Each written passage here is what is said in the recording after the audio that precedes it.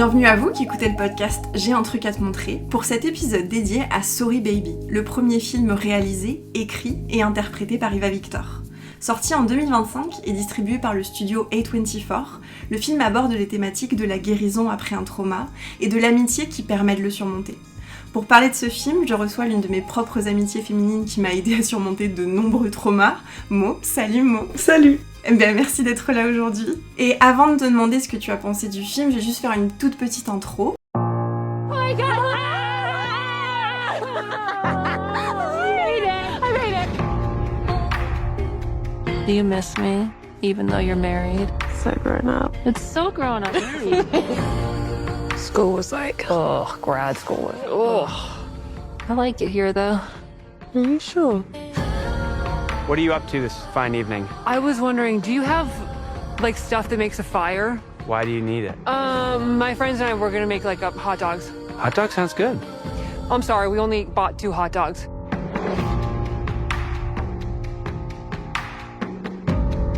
That's a lot, right? Still being here. Well, it's a lot to be wherever. Something pretty bad happened to me. Did it just happen? No. It was a little over 3 years ago.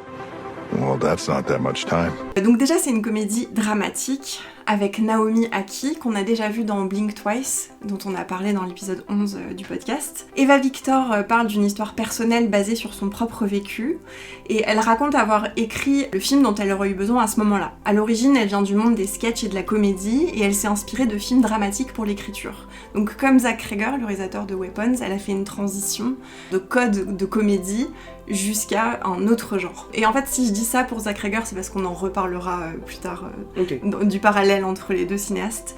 Alors Mo, qu'est-ce que t'as pensé de Sorry Baby ? Alors moi j'ai vraiment adoré ce film. Tu m'en avais quand même pas mal parlé. C'est un peu une expérience je trouve, surtout en tant que femme, quand même particulièrement. C'est rare d'avoir des films qui abordent l'amitié féminine, parce que le trauma on en a plus je trouve aujourd'hui quand même. Mais vraiment une histoire d'amitié entre deux femmes qui évolue dans le temps aussi. Et c'est vraiment le centre, c'est-à-dire que tout ce qui va être romantique est beaucoup plus au second plan, et ça fait du bien. Ouais. Quand j'avais vu, je m'étais dit que c'était montrer l'amitié féminine comme de la romance.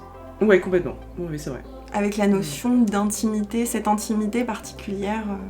Un gros plus aux personnages secondaires, que je trouve tous extraordinaires. Vraiment, qui sont pour le coup des hommes quand même, pour la plupart. 2 en particulier, qu'on développera peut-être tout à l'heure, mais je les trouve vraiment incroyables. Ouais, c'est l'inverse d'un épisode qu'on avait fait où tous les hommes étaient nuls. Oui. Je sais plus ce que c'était. C'était justement Blink Twice. Là, ah oui. Tous les hommes sont horribles, enfin c'était cet épisode-là en tout cas. Et Midsommar. Ouais. Oui, là c'est un peu l'inverse. À part évidemment l'agresseur de Agnès. Donc est-ce que tu pourrais nous raconter l'histoire ? Donc c'est l'histoire en effet d'Agnès quand même plus particulièrement qui... alors qu'est-ce qu'elle fait comme métier exactement ? Elle est étudiante, elle est doctorante en lettres pour devenir prof de littérature. Prof de littérature, donc on se rend compte quand même qu'elle est très brillante globalement, et en fait elle va se faire agresser par son prof, son maître de thèse en fait, de doctorat, agressée sexuellement, et c'est ensuite la reconstruction post-agression grâce à elle-même et aussi à son amie. À sa meilleure amie Lydie, interprétée par Naomi Ackie. Oui, alors déjà, ce qu'on peut dire, c'est que ce film est une forme de thérapie pour son autrice, parce qu'elle s'est, elle s'est basée sur une expérience personnelle, comme j'ai déjà dit.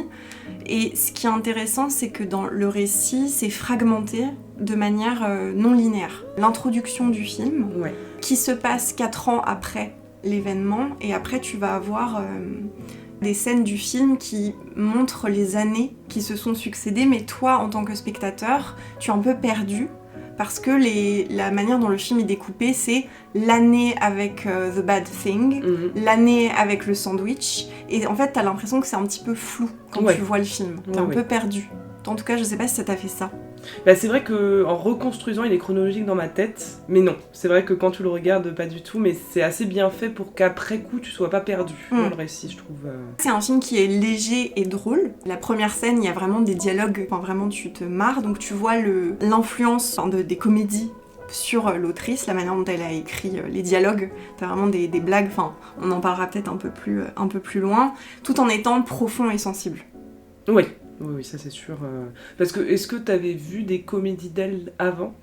Non, moi je la connaissais pas du tout, enfin je l'ai rencontrée en tout cas cette cinéaste avec son premier film. Ok. Peut-être qu'on peut parler carrément du film et de l'intrigue. Le film s'ouvre sur une maison éclairée la nuit au milieu de nulle part dans la forêt.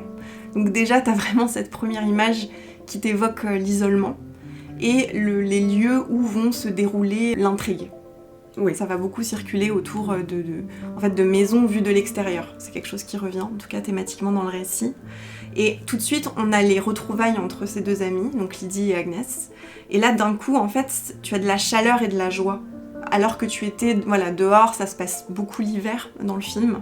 Et là, t'as les conversations entre meufs sur le canapé, elles sont décontractées et les dialogues sont réalistes. Tu vois, elles ont vraiment des conversations un peu absurdes sur la sexualité. Elles s'endorment ensemble dans le salon en cuillère, tu vois qu'elles ont vraiment une proximité physique. Et ensuite, elles vont se balader dans la forêt. Et là, Agnès dit à Lydie « J'aimerais que tu vives encore ici. J'aimerais que tu sois toujours là. » Et Lydie lui demande « Est-ce que c'est pas lourd de vivre ici ?» Et elle répond « Ça serait lourd n'importe où. » Donc là, déjà, dans cette intro, dans cette première scène, on a la sensation qu'il est arrivé quelque chose à Agnès, mais on sait pas encore quoi. Comment t'as vécu un peu le début du film ? Bah, je me souviens qu'en effet, les discussions qu'elles ont sont très... Je pense que les amitiés entre femmes se reconnaîtront quand même, en effet sur la sexualité, c'est assez drôle.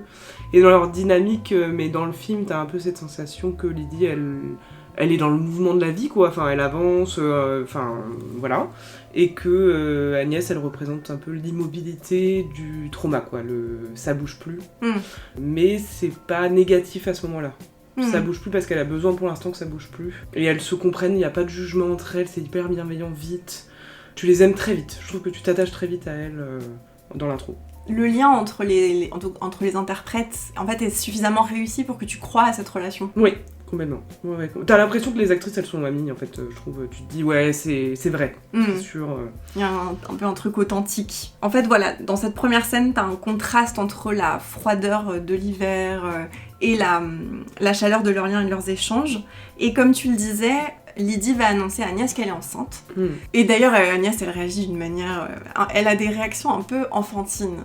Elle dit « Il y a vraiment un bébé en toi maintenant ?» Enfin voilà, c'est très choupi. Et elles font des blagues un peu en mode « Ouais, c'est vraiment du bon sperme. » Et là, on comprend en fait que Lydie est dans une relation queer, en fait. Ouais. Elle parle de sa partenaire avec le pronom « they ».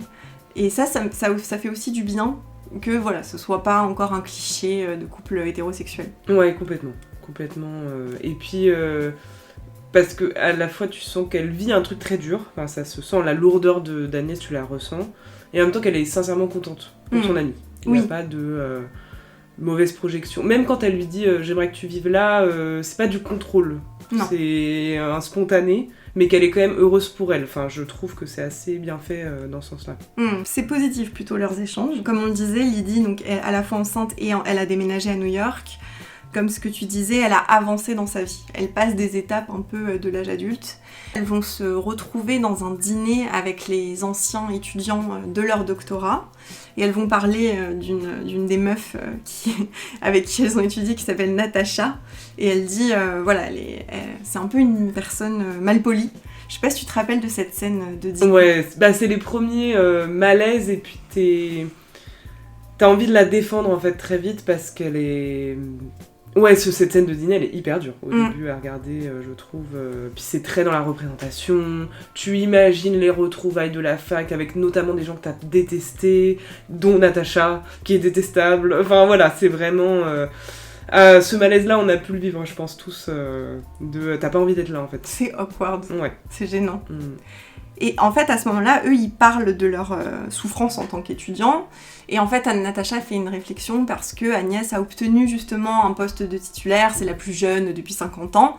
Et Natacha lui dit « c'était facile pour toi ». Et là, on voit Agnès, en fait, qui a une réaction émotionnelle à ça. Son visage se ferme d'un coup.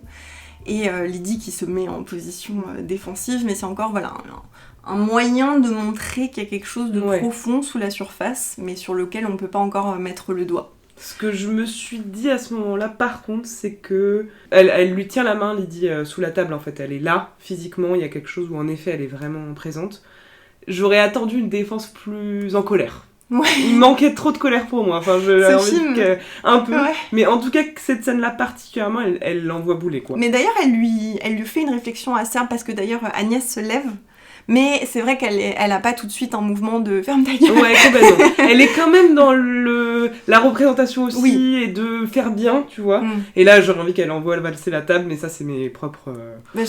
Si c'était un film français, je pense que le personnage pourrait avoir cette réaction. Les Américains, il y a un truc un peu... Enfin, désolée, je fais un cliché sur les Américains, mais il y a un truc un peu plus policé, notamment en société. Friendly, quoi. Ouais, c'est ça. Friendly, ouais. Donc là, elle va partir, Lydie.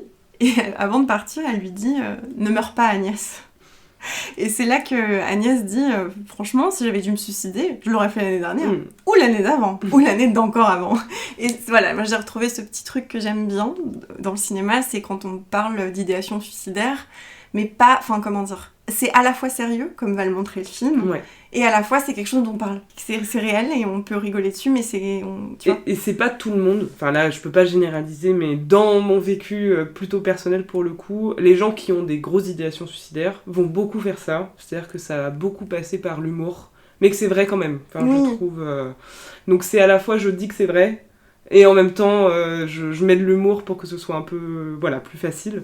Je trouve que c'est très bien fait, ça me fait penser à toi, ça me fait penser à certaines de nos amitiés, c'est comme ça qu'on a géré un peu ce type de pensée, quoi. Ouais, à Bo Burnham, tout ça, quoi. Fleabag, enfin voilà, quoi. Vraiment. C'est ça.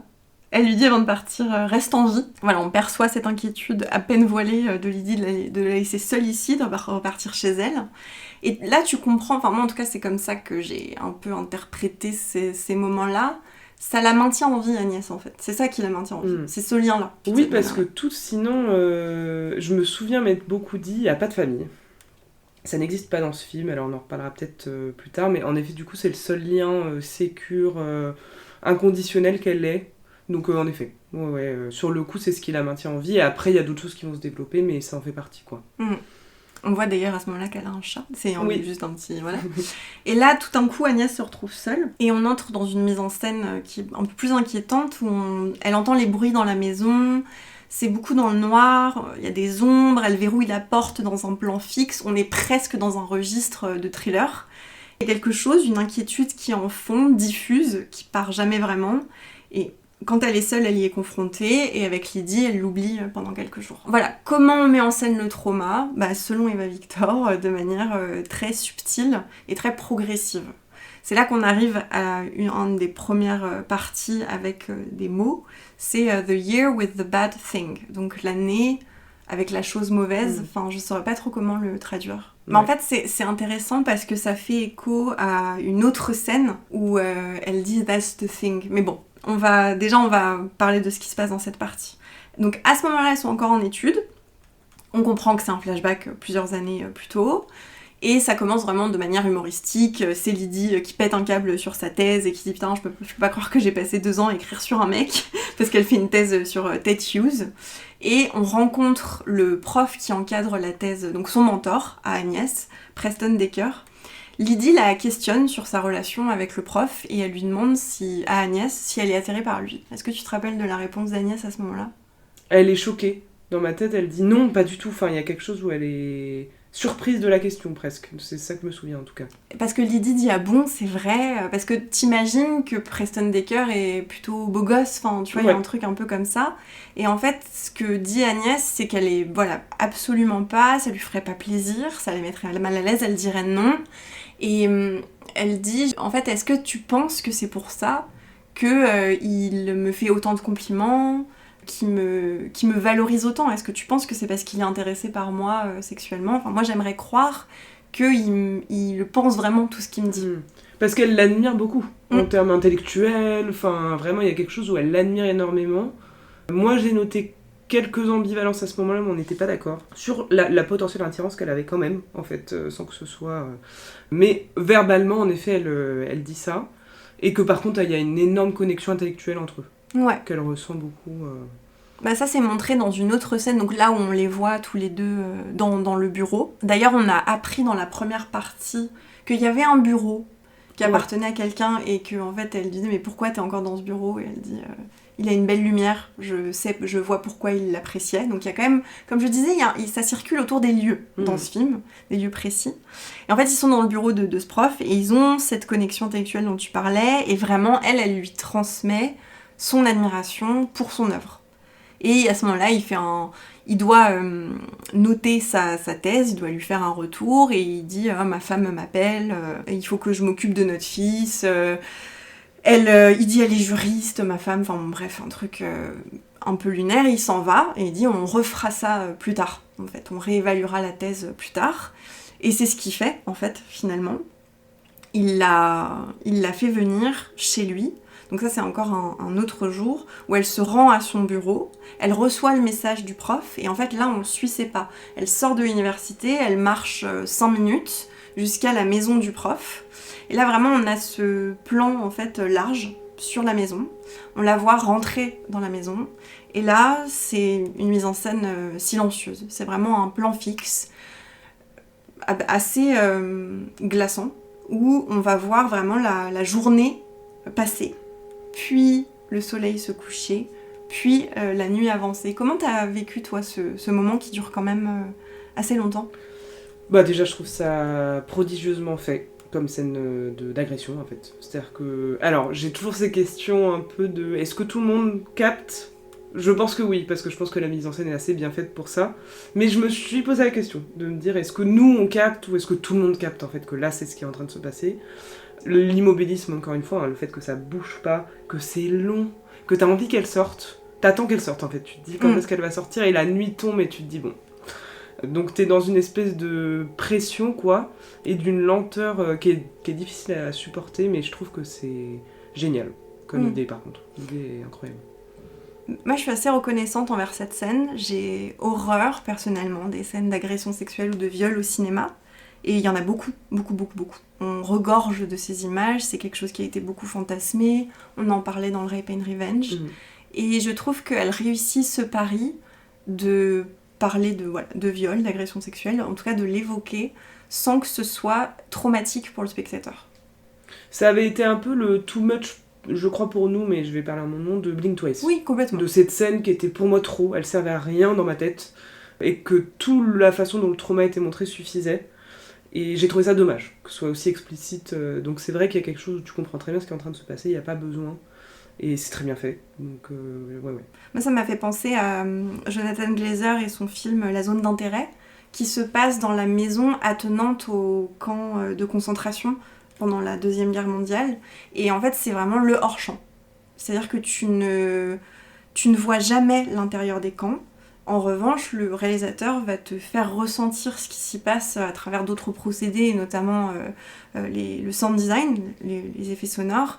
Là, dans Sorry Baby, c'est ce plan glaçant et cette mise en scène silencieuse, et ensuite la séquence qui suit, où en fait on la voit sortir de la maison, on la voit reprendre exactement le même chemin, elle rentre dans sa voiture, elle rentre chez elle, et c'est pareil, il n'y a pas de coupe. On vit vraiment ce temps réel avec elle. Elle a même pas vraiment lacé ses chaussures, elle est hagarde, elle a le regard dans le vide et elle rentre chez elle. Tu te rappelles, toi, de cette séquence ? Ouais, complètement. Oui, elle est en déréalisation, quoi. Elle est dissociée, elle marche vite quand même, c'est plus pressant quand même, je trouve le corps est plus... Mais on dirait qu'elle est en opératoire. Elle avance. Et elle se pose chez elle, et dans ma tête, je sais pas si c'est exactement comme ça que ça se passe, elle l'appelle Lydie, quoi. En fait, ouais, c'est ça, elle rentre, et Lydie la regarde, elle lui dit « mon pantalon est déchiré ». Et là, ça coupe, et c'est cette scène dans la salle de bain, où elle est dans le bain, à côté de Lydie, et elle raconte. Pareil, c'est un plan fixe. Là, c'est un peu plus difficile. La manière dont elle en parle est très factuelle. Elle te décrit l'enchaînement d'actions. Elle décrit d'ailleurs qu'elle a un blanc à un moment. Donc en fait, là, à ce moment-là, on voit déjà qu'elle est dissociée, parce qu'elle semble pas vraiment là, malgré le fait qu'elle en parle, qu'elle a quand même une bonne structure psychique, elle part pas non plus totalement. Et en même temps, elle a dissocié pendant ce que ça s'est passé. Et justement, à la fin de sa description, Lydie lui dit « That's the thing ». Et ça, je sais pas quoi en penser dans le film, parce que comme dans Promising Young Woman, on ne dit pas le mot viol. Ouais. Voire, on verra après, parce que c'est les scènes d'après, mais celui qui dit le mot viol va être considéré comme un peu brusque. Et t'as envie de dire, il faut bien mettre le mot. Moi, j'ai quelque chose comme ça. Après, je pense que c'est aussi la personne peut-être. Mais bon, là, c'est sa meilleure amie. Lydie, il me manque un peu de... Allez, un tout petit peu plus de colère, un peu plus loin, de pouvoir nommer ce qui s'est passé. Ouais, ça aurait pu être... Après, important. est-ce que c'est pas notre déformation de psy ? Peut-être, c'est possible. Et qu'elle, elle ait pas eu... Comme elle a fait son film pour elle aussi, qu'elle n'ait pas eu besoin de ça. C'est possible. Mais oui, en tout cas, moi, ça m'a vachement interrogée. Mais que tu vois sur Lydie, tu vois la peur, tu vois l'inquiétude directement. Enfin, il n'y a pas de... c'est génial ce qui t'est arrivé. Enfin, voilà, c'est très en lien avec l'émotion qu'elle est en train de vivre. Et je pense que l'inquiétude de Lydie permet à Agnès de se rendre compte aussi. Mais il manquerait le mot, je trouve. Après cette scène, on va passer à l'après-coup, qui commence par les soins, entre guillemets. Donc là, c'est vraiment la scène du médecin où Lydie l'accompagne. Est-ce que tu te rappelles de cette scène ? Ouais, je me rappelle très bien de cette scène où c'est hyper froid en fait, c'est très procédurier. Là pour le coup, l'idée est un peu en colère de comment ça se passe. Je sais plus exactement les questions qu'il pose, mais c'est très brutal. Il le montre de manière brutale, quoi. Il lui reproche d'avoir pris un bain. En gros, il lui dit qu'elle a mal fait, quoi. Ouais. C'est un petit peu ça. Et il prend aucun gant, il a aucun tact, il a une absence totale de psychologie. En fait, c'est pas un soin dans la relation médecin-patient. C'est absent, en fait. C'est vraiment comme s'il délivrait des informations, le cours de la bourse, un peu. C'est totalement détaché, je trouve, à ce moment-là. Mais c'est lui qui dit assault. Enfin, il nomme, voilà. Oui, c'est vrai. C'est ce qui vous est arrivé, quoi. Donc c'est trop brutal et c'est pas du tout ce dont elle... pas de cette personne, pas comme ça. Mais c'est le seul qui va le nommer. Là, on voit la partie institutionnelle, parce qu'après, on a cette scène à l'université. Elle est reçue, en fait, sûrement par le dean, ou je saurais pas vraiment. Il y a 2 femmes qui la reçoivent et qui lui disent « Nous sommes aussi des femmes ». Nous prenons cette situation très au sérieux. Voilà, elles disent pas c'est terrible, mais on est avec vous. Et ensuite, elles disent qu'ils ne peuvent rien faire parce que Decker a démissionné la veille, en fait. Juste après, il a envoyé sa démission. Et donc elles disent nous ne pouvons absolument rien faire pour vous. L'université ne peut pas prendre la responsabilité. Donc c'est ça c'est hyper bien fait, l'idée que...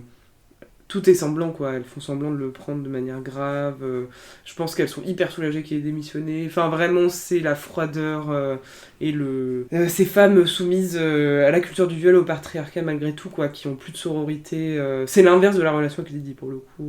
Elles sont hyper froides. C'est ce fake gentillesse qui est insupportable. C'est vraiment bien fait, cette scène. C'est hypocrite parce que dans le 2 mouvements, elles disent on est là pour vous, et dans celui d'après, t'es toute seule. Ouais, complètement. Après, moi, ça m'a fait penser d'un point de vue juridique, qu'est-ce qu'une université peut faire dans ce moment-là, et est-ce que ce serait d'offrir, par exemple, des soins ? Enfin, j'en sais rien, tu vois. Est-ce qu'il n'y a pas des psychologues dans cette université qui pourraient suivre Agnès ? Est-ce qu'ils pourraient, je sais pas, mobiliser quelqu'un si elle veut porter plainte ? En fait, j'allais dire de l'accompagner à la plainte. Ouais, moi, je pense que ou alors de le signifier avec elle, parce que c'est quelqu'un qui a été dans l'université, je suppose, depuis hyper longtemps. Enfin, soit de l'accompagner à la plainte, au moins de lui proposer, en fait. On peut être là pour ça. C'est-à-dire qu'on peut aller vers ça. On n'a pas peur, nous. Enfin, voilà, quelque chose un peu de ce style-là aurait été possible. Bon. Dans un monde idéal. Ouais, c'est quand même sur une étudiante pendant qu'il était quand même en exercice, malgré tout. Bah oui. À ce moment-là. Donc, bon. Elle est plutôt pas trop prise en charge par les institutions, quoi. Donc pas de manière efficace. Là, on la voit quand même un peu dans une espèce de réaction émotionnelle, où elle va dans les bois la nuit, elle traverse pour aller voir une espèce de voisin, quoi. Et elle rencontre Gavin. Et c'est vraiment cette scène Enfin, les dialogues sont très absurdes et elle lui demande s'il a du feu et il lui dit pourquoi faire. Elle dit je vais faire des hot dogs. Du coup elle lui demande t'as pas de l'allume-feu. Enfin voilà, il lui donne et je trouve que dans l'interaction entre les personnages ils vibrent sur la même fréquence. Oui, complètement. Lui il est incroyable, hein. C'est un personnage encore une fois secondaire et masculin, très particulier. Leur relation elle restera très particulière par rapport à tout ce qu'on peut voir et tout ce qu'on a en inconscient collectif sur une relation homme-femme. Mais tu sens qu'il sent il y a un truc qui va pas quand même. Mais c'est ok, c'est pas grave. Je suis quand même. Il s'inquiète. Enfin, c'est très particulier. Ouais. Mais il est juste gentil oui. et serviable. Oui, complètement. Il a pas aucune remise en question. Il est assez pur comme personnage, quoi. T'es assez rassurée que ce soit lui son voisin ouais. à ce moment-là. Et elle rentre chez elle et elle dit j'ai pris de l'allume-feu. Et Lydie lui dit tout de suite c'est pour foutre le feu. Non, elle lui dit je veux foutre le feu au bureau de Decker. Elle dit je viens t'aider. Il y a même pas de. Il y a aucun. Tu vois, elle est quand même. Ouais, là c'est bien. Là on aime cette Lydie là, ouais. Et après elle dit non, finalement je vais pas le faire. Mais merde, il faut qu'on fasse des hot dogs. J'ai été prise dans un mensonge. Enfin, elle est complètement paumée, quoi. Ouais. Elle est larguée, la pauvre. Mais tu vois cette scène tu vois l'oscillation entre eux. Il vient de se passer des trucs graves et c'est des scènes difficiles, la scène avec le médecin, mais elles font des blagues, tu vois. Ouais, c'est toujours. Enfin, c'est ce qu'elle décrivait quand elle parlait du film. Elle disait, je voulais que ça se ressente comme un câlin. Quand tu regardes le film. Ouais, c'est très bien fait pour le coup là-dessus, vraiment. Puis je sais pas si c'est dans cette scène où lui, tu le sens complètement. Puis il habite chez sa mère, enfin il y a un truc hyper. Et il est hyper angoissé, anxieux social quoi, il y a un truc. Donc t'as raison, il vibre très bien à ce moment-là, ça marche bien. Donc pour moi, ça fait partie d'un truc de réparation aussi pour elle. Oui, clairement. Mais je trouve que tous les deux, enfin je vais dire un truc, je sais pas si c'est ok, mais ils font tous les deux un peu neurodivergents. Oui, ils complètement. ont pas trop conscience des codes sociaux. Dans la manière dont ils parlent, c'est très blunt. Ouais, complètement. Et là, on va arriver à une des scènes clés du film, un grand tournant. C'est la scène du chat. Est-ce que tu veux la raconter ? Alors, je pense qu'il faut que tu la racontes. Moi, quand tu m'as parlé du film, tu m'as parlé de cette scène. Ah ouais, c'est vrai ? Tu m'as raconté cette scène pour me parler du film. Ouais. Donc, je pense qu'il faut que tu racontes cette scène. Très bien. En fait, tu sais pas trop. Elle est en train d'errer le matin. Je crois qu'il faut qu'elle aille chercher du café. Donc, elle est à moitié en pyjama et elle se rend à la supérette du coin. Et en fait, elle voit un chaton. Et elle s'accroupit et elle le prend dans ses mains. Et vraiment, elle le tient 2 secondes et elle dit...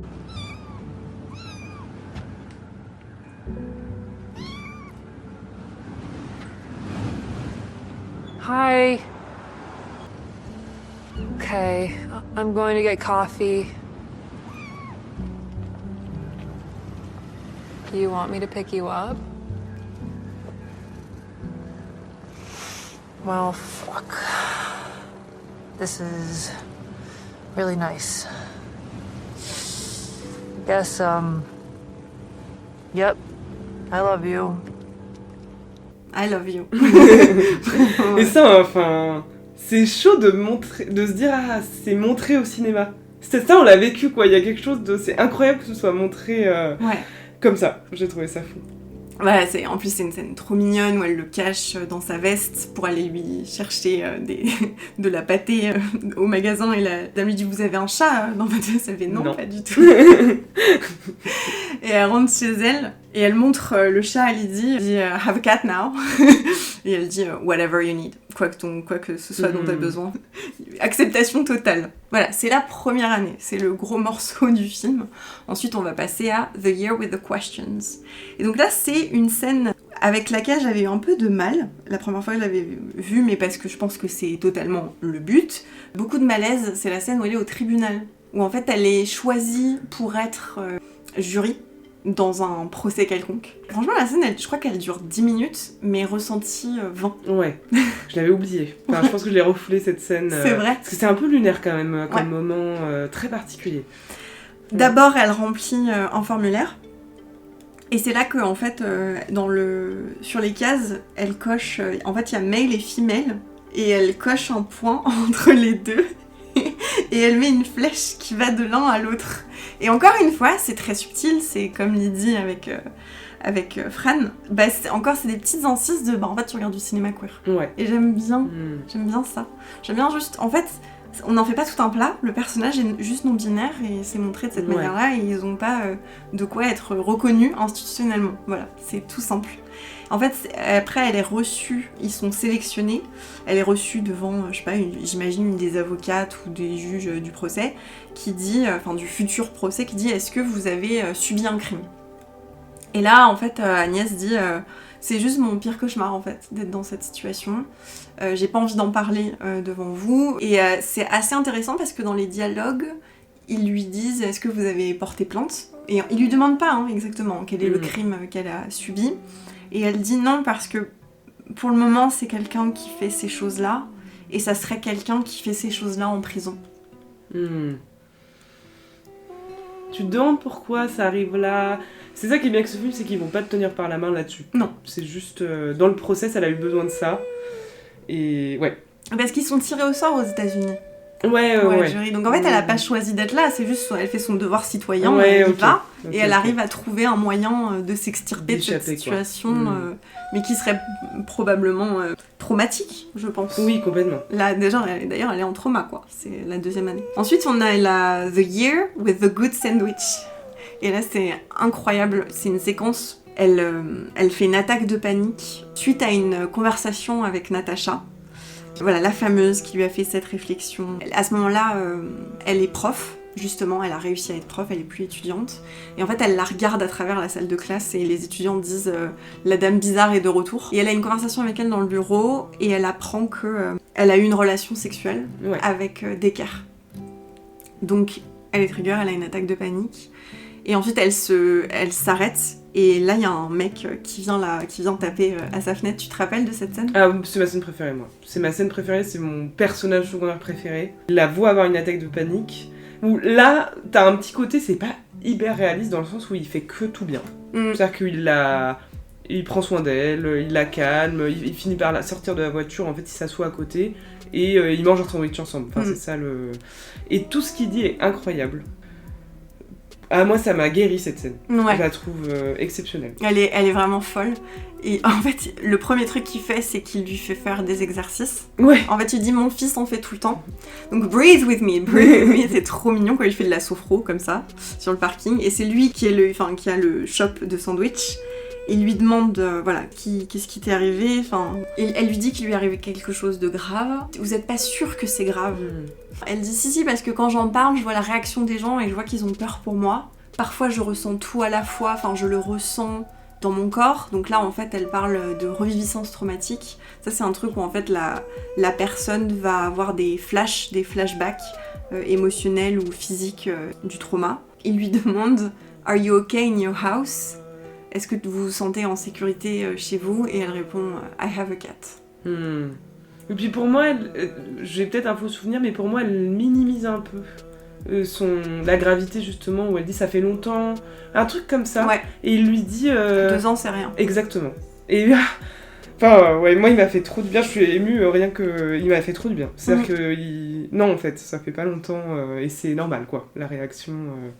Incroyable. Un homme compréhensif et empathique. On voit ça dans un film, on a les larmes aux yeux, quoi. C'est ça. Et puis un homme vieux. Enfin, il doit avoir la vie de monde comme la cinquantaine, en fait. Et il s'en fout, il l'aide pour gérer la crise d'angoisse, c'est ok. Oui, c'est grave. Enfin, t'es en mode, j'espère qu'il y a des hommes qui peuvent réagir comme ça, ouais. Ouais, on espère aussi. À ce moment-là du récit, on voit qu'elle est en relation avec Gavin. Donc des scènes, notamment une scène dans le bain où ils parlent. Mais tu vois bien que elle dissocie pendant la sexualité, enfin il y a des scènes de sexe et qu'elle est pas vraiment là. Ouais. Et puis pour moi ils sont pas en couple. Non. Il y aura un flou mais c'est un bon flou dans leur relation. Il n'y a pas de rigidité, de... Non. Ils sont ensemble. Ils se voient. Oui, ils se voient. Non, juste ils se voient. Ouais, c'est ça. Ils sont pas... Mais oui, ça c'est vrai que... Et ça c'est des scènes toujours dures je trouve. Elle est pas là quoi. Non. Ouais. Sauf dans le bain, en fait, quand il est là physiquement, mais sans sexualité, oui. Elle est là, et dès qu'il y a la sexualité, c'est pas ok. Mais c'est elle qui... elle est marrante, cette scène. Elle va dans la forêt la nuit, et elle dit « Gavin, can you fuck me ?» Ouais, complètement. Et lui, il sort. Ouais, ok. Il enlève ses vêtements. complètement. Donc lui, il suit, tu vois. Mais en fait, elle peut pas, d'une certaine façon. C'est pas de la faute de Gavin, c'est juste elle ne peut pas, en fait, être présente. Mais, quelque part, comme tu disais, cette relation-là... La répare un peu. Ouais, c'est peut-être. Ouais. Ouais. C'est le moment, en tout cas cette année, l'année du sandwich, où Lydie rencontre Fran et elle dit « I'm so happy I'm gay and in love ». Et nous aussi, on est contents pour elle. Complètement. c'est plutôt chouette. Et on arrive enfin à la conclusion de ce film, du point de vue du récit. C'est The Year with the Baby, l'année avec le bébé. Et là voilà, c'est Fran et Lydie qui vont voir Agnès. Donc on est retourné au début du film. Tu vois que Fran, elle, je sais pas comment dire, est un peu flippée par rapport au bébé. Ouais. Genre il y a un truc de « mais est-ce que tu sauras le gérer ?» Un peu, tu vois, les rigidités des jeunes parents, où ils viennent d'avoir un bébé, c'est tout neuf, et du coup, il y a beaucoup d'anxiété, je sais. Ouais, complètement. Et Didi qui est un peu au bout de sa vie. Mais ça va, c'est joyeux, ouais. Tu vois, c'est une parentalité, c'est mignon, et c'est bien retranscrit, je trouve que c'est assez réaliste. Et en fait, Agnès leur propose d'aller se promener tous les deux, au phare, de rester seuls avec le bébé. Le fameux. Plus belle proposition pour deux jeunes parents. D'ailleurs, Lydie le dit comme ça, en mode « Oh mon dieu, elle va pouvoir baiser ». Enfin, il y a un peu comme ça de « Alléluia », quoi. On va avoir une balade romantique. Et du coup, Agnès va chercher le bébé dans son parc. Elle va dans la verrière à l'arrière de la maison et elle lui parle. Est-ce que tu te rappelles un petit peu ? Ouais, bah c'est un des plus beaux monologues du cinéma, hein, globalement.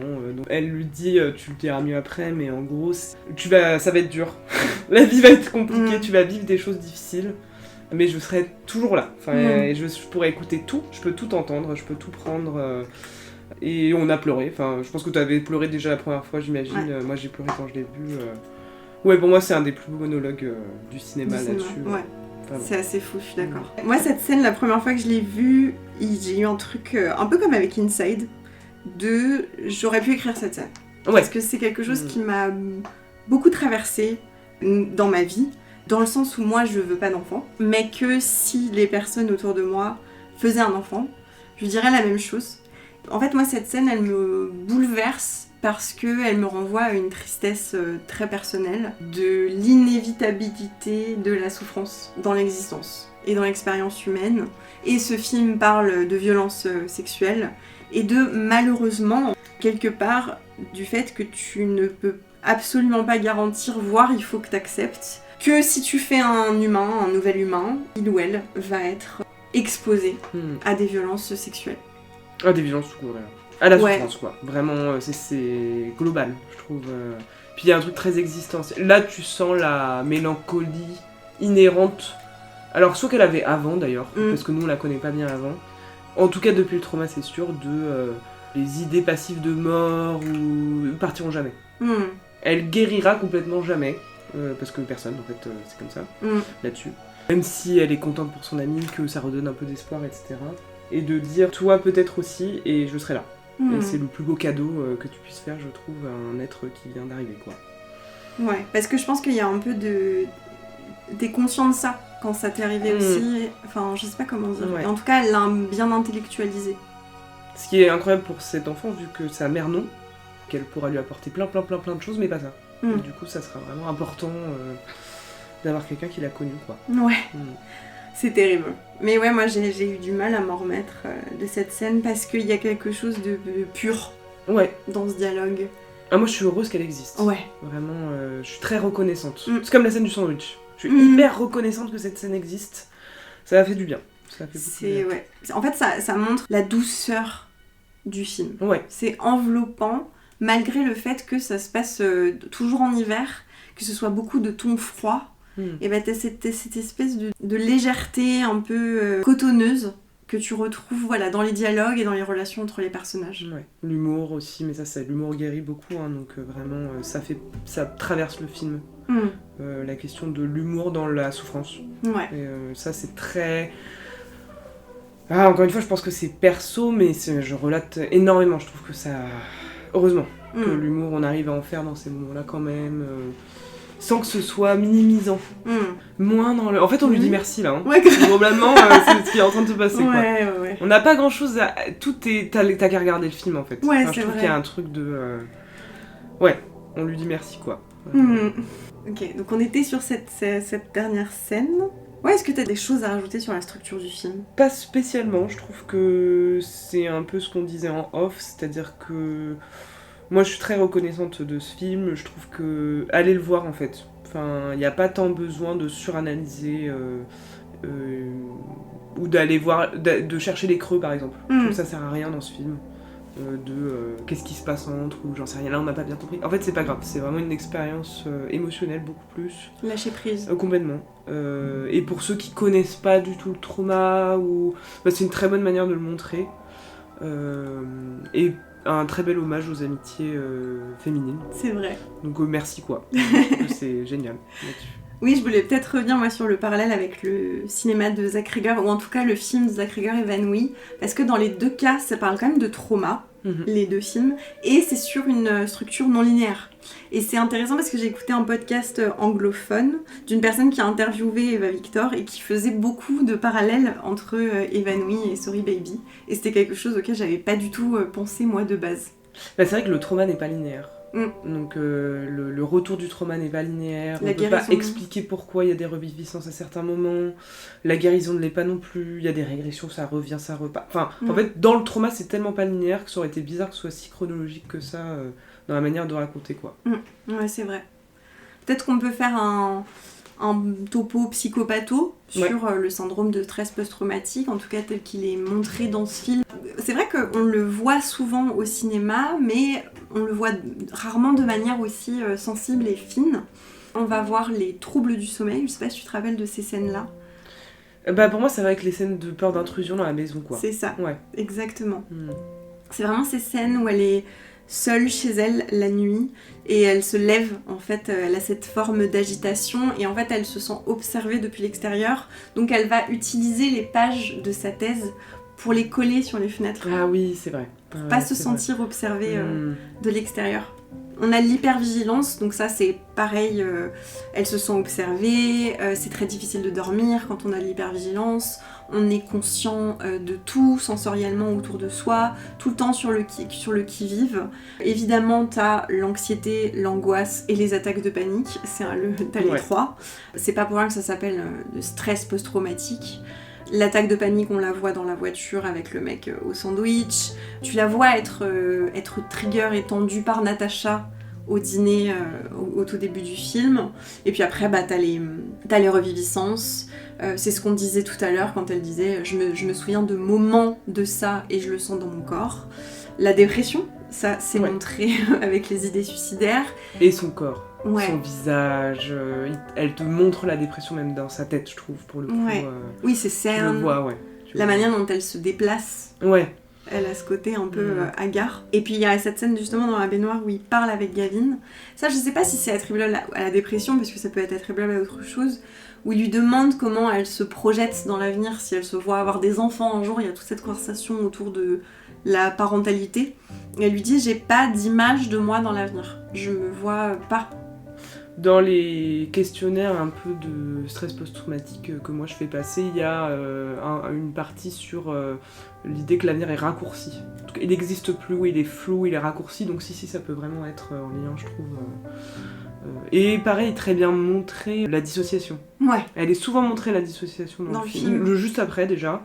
Et après, parce qu'encore une fois, elle est un peu en opératoire quand même. Hein. Elle va jamais te dire que c'était horrible, enfin, c'est toujours un peu factuel, je sais pas si c'est grave, il m'est arrivé ça, enfin ça c'est très dissociatif je trouve, tu la sens pas trop dans son corps à certains moments, la sexualité c'est pas possible, et en même temps elle veut se le réapproprier, donc elle va courir pour dire fuck me quoi, enfin tout est, ouais, ça pour moi c'est très en lien aussi, voilà, je rajouterais ça. Ok, peut-être qu'on pourrait parler d'amitié féminine, au cinéma ou dans les séries. Toi, quand je te dis ça, est-ce que t'as des grands exemples dans le cinéma qui te viennent en tête ? Alors malheureusement non, je pense que j'en ai vu quand même, mais amitié féminine, ouais non, c'est pas une amitié, parce que t'as Fleabag, mais bon c'est particulier quand même comme amitié féminine, c'est une relation de sœur aussi, bref, il y a ça qui me viendrait quand même, sinon non, j'avoue que peut-être que c'est moi qui oublie. Non, t'inquiète. Est-ce que par exemple tu citerais l'amitié dans Friends entre Monica et Rachel, tu vois ? Oui, ça, c'est... là c'est tellement pas à la hauteur que j'aurais du mal à le mettre en tout cas. Oui, j'ai des idées d'amitié féminine dans les films qu'on a vus, mais soit c'est pas hyper montré, mais ça va être souvent toujours en lien avec les romances qu'elles vivent en fait. Ça va être en lien avec les gars, ça va être en lien avec... c'est très peu montré comme juste ça suffit à lui-même. Leur propre relation existe peu. Ouais, voilà. C'est réactif à la dynamique du groupe. J'ai rarement vu ça dans les films et les séries. Je trouve aussi que c'est rare. Montrer de cette manière-là, c'est-à-dire de soutien et amour inconditionnel, présence l'une pour l'autre, romantisation et priorisation aussi, parce que moi c'est ça que j'entends dans ce film. Entre l'amour romantique et l'amitié, tu sens qu'il n'y en a pas un qui est plus haut que l'autre. Ouais. Oui, c'est vrai, en effet, Lydie vit avec Fran et elle va avoir un enfant, mais Agnès est toujours aussi importante pour elle. Et ça, je trouve ça chouette. Et Fran n'est jamais en concurrence. Il y a un truc où tout est ok. Enfin, c'est très simple là-dessus. Il n'y a pas d'hiérarchie, c'est ça que je voulais dire. Ouais. Mais voilà, sur ce modèle-là de l'amour, enfin l'amitié montrée comme l'amour romantique, moi je citerais Broad City, qui est une de mes séries favorites. Elle est sortie entre 2014 et 2019.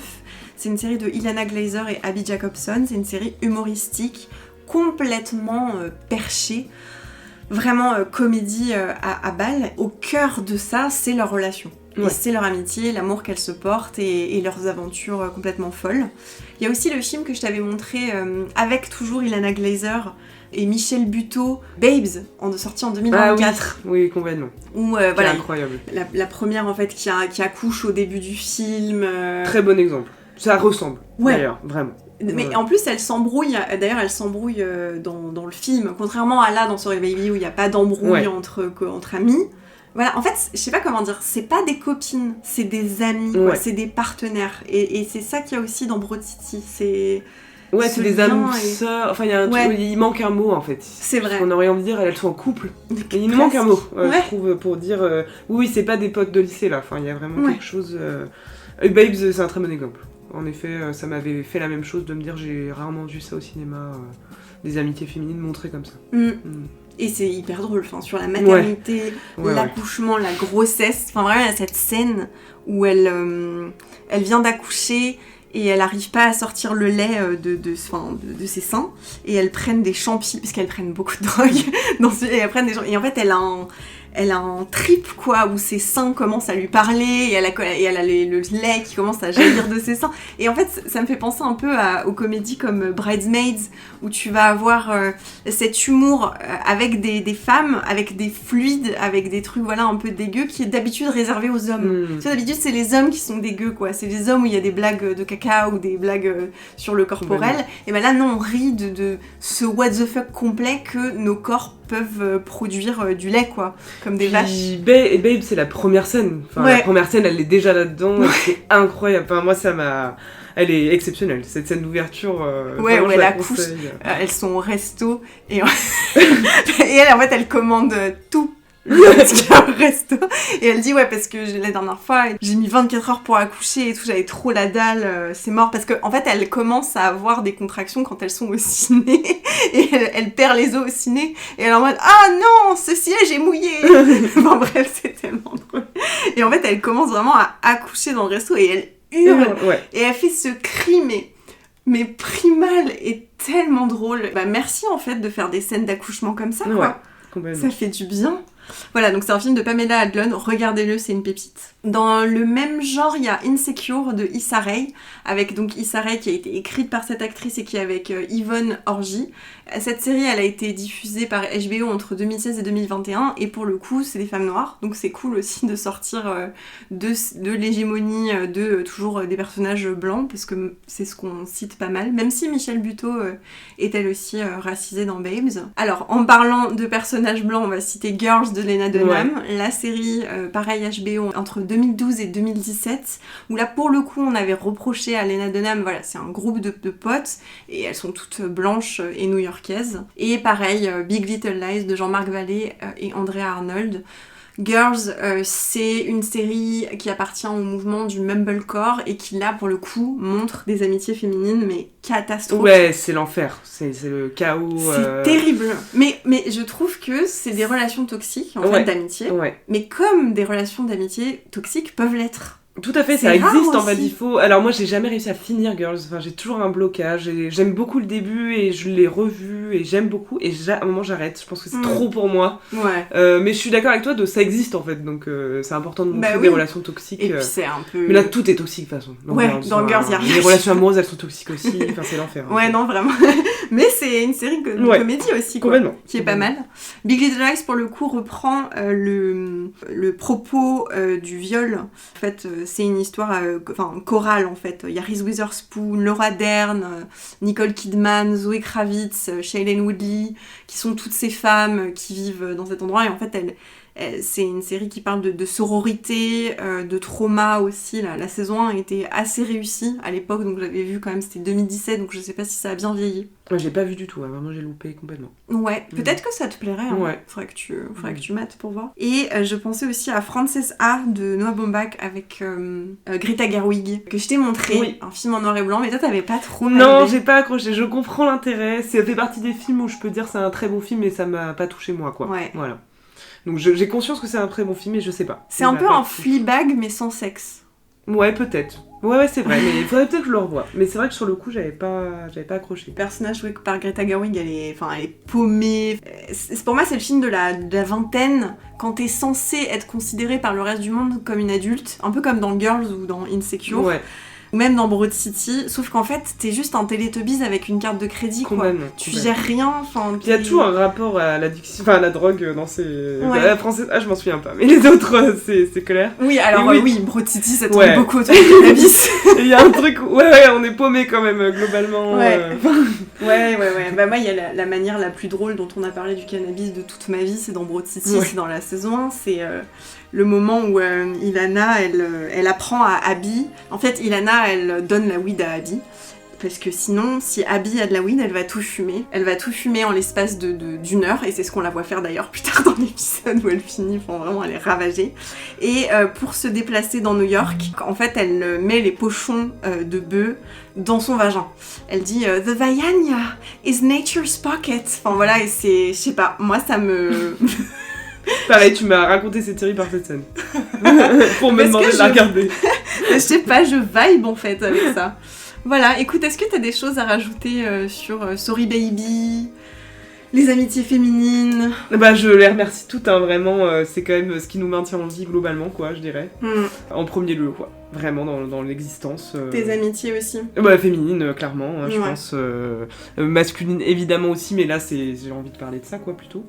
Et j'aime bien ces films qui sont entre la vingtaine et la trentaine, et de nous montrer tel qu'on est, c'est-à-dire perdu, pas très adapté, et ça fait du bien. Ça fait du bien. Ouais, et puis ce personnage de Agnès... à laquelle c'est assez facile de s'identifier. Ouais. Je trouve quand même. Après, bon, c'est... Peut-être que j'ai retrouvé un peu aussi des parts de moi, elle me fait beaucoup penser à toi, par exemple. Ouais. Et toi, tu t'identifies? Oui, aussi, mais comme tu me les montres, il y a un truc où pour moi, c'est plus toi que moi, je pense. Mais évidemment que je m'identifie à certaines parts d'elle. Mais je suis d'accord de dire le monologue de la fin me fait vraiment beaucoup penser à toi. Je pense qu'en effet, c'est quelque chose que tu pourrais dire si jamais un jour j'ai un enfant... Enfin voilà, je te vois très bien avoir ce type de dialogue-là, quoi. Ouais, clairement. Ok, est-ce que j'ai des choses à rajouter? Non, je crois pas. À part peut-être que on pourrait, en tant que femme, par exemple, hétérosexuelle, ou même gay, attendre de nos partenaires qu'ils soient aussi à la hauteur que nos amis. Ouais, et que ça fait du bien, et ça m'a un peu aidé de ne plus hiérarchiser ces relations-là. Parce que les gars, ça part quand même globalement, quoi. Enfin, les relations monogames hétérosexuelles, ça va, ça vient, quoi. Et les amitiés féminines, elles restent, quoi. Enfin, voilà, je dirais ça. Allez, yes queen, comme dirait Ilana Glazer. Merci à vous pour votre écoute. J'espère que cet épisode vous aura plu. N'hésitez pas à vous abonner sur Instagram et à suivre mes petits posts où je fais un récap chaque mois de ce que j'ai vu et où je fais aussi des posts visuels sur les épisodes qu'on vient de traiter. Et puis on se dit à la prochaine fois.